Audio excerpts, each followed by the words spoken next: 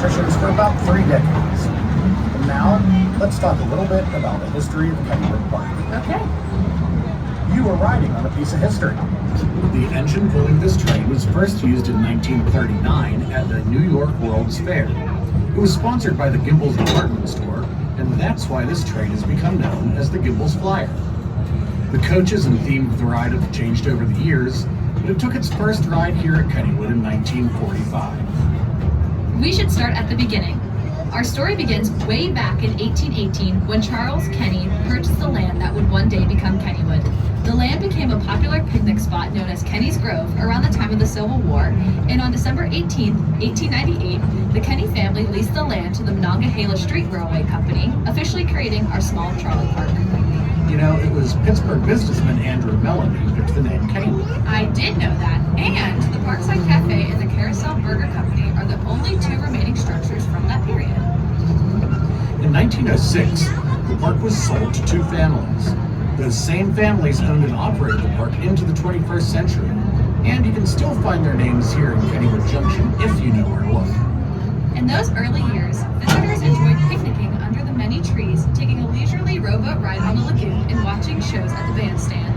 The favorite attractions in those days were the dance hall and the Speed-O-Plane roller coaster, along with our oldest operating ride, the Old Mill, which was built in 1902. During the Roaring 20s, Kennywood added some popular rides that you can still take a ride on today. Our current whip ride opened in 1926, followed by the merry-go-round and the turtle in 1927. We also went a little coaster crazy and added 3 coasters designed by John Miller. Jackrabbit, Racer, and Pippin all use the natural topography of our land, and each has its own uniqueness. This is also the decade that the famous Kennywood arrows were first seen to help travelers find the park. In 1930, Harry Traver designed 2 new rides for the park, the Auto Race and the Laugh in the Dark. These would be the last new attractions for many years because of the Great Depression. Many parks had to close. Kennywood survived due to the dedication of its guests and employees. You worked here back then, didn't you? I'm not that old. Admission was free in those days, and many people spent their days playing skee-ball in the Penny Arcade, dancing in the dance hall, or enjoying zoo-related attractions like the Monkey House. There were also many appearances by popular band orchestras and other local personalities. Eventually, the Depression subsided. In 1936, Kennywood built a new walk-through dark ride, Noah's Ark. Ironically, this was also the year of Pittsburgh's great St. Patrick's Day flood.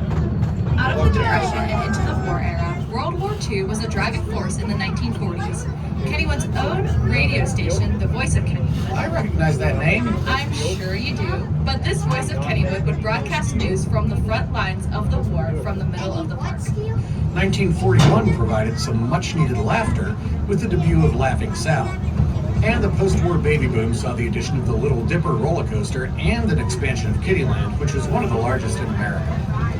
And as the nation entered into the television age in the 1950s, so did Kennywood.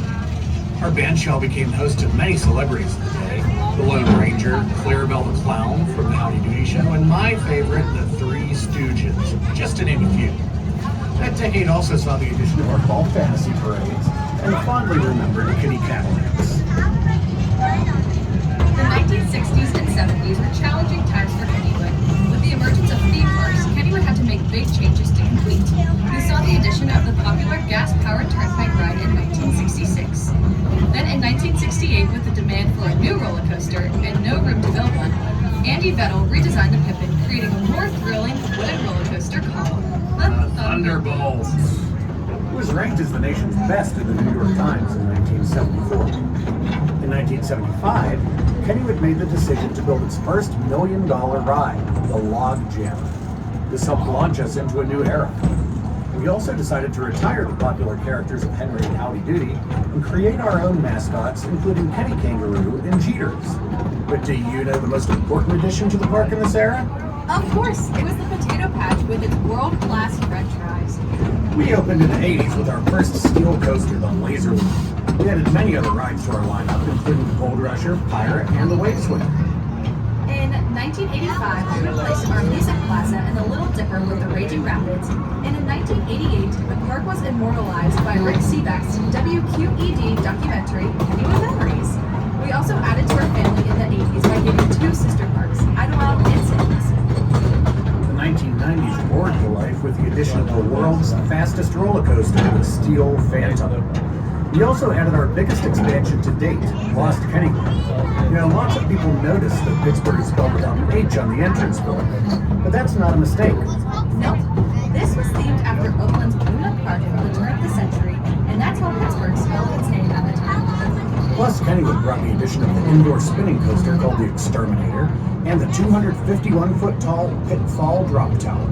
This is also when we were first recognized as the National Historic Landmark and when we celebrated our 100th anniversary.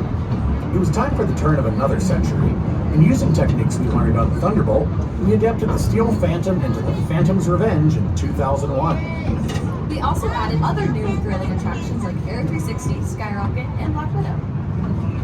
The year 2002 saw the end to our old tradition of closing on Labor Day. During Phantom Fall Fest, our family-friendly park transforms into a haunted thrill experience after dark.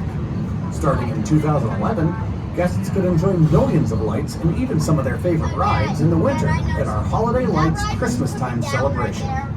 In 2019, Kennywood again became home to the state's tallest and fastest coaster with the debut of the Steel Curtain. In 2022 and 2023, we celebrated our 125th birthday with park-wide enhancements that celebrated our past. While a lot has changed over the years, one thing never will.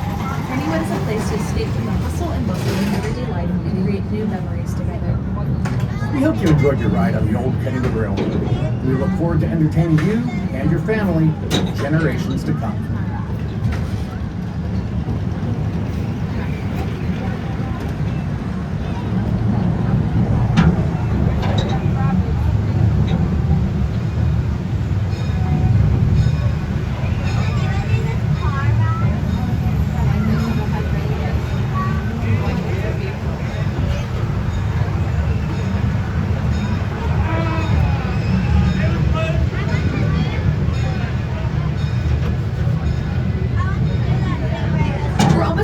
Station. Please make sure that you gather all your loose articles and remain seated until the station attendant gives you the all clear.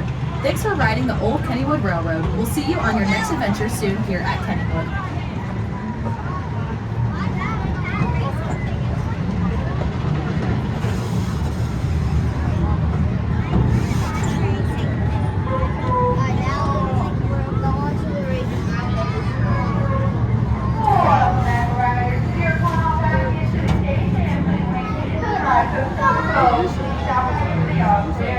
Once again, please bring me to the right of the board. Please stop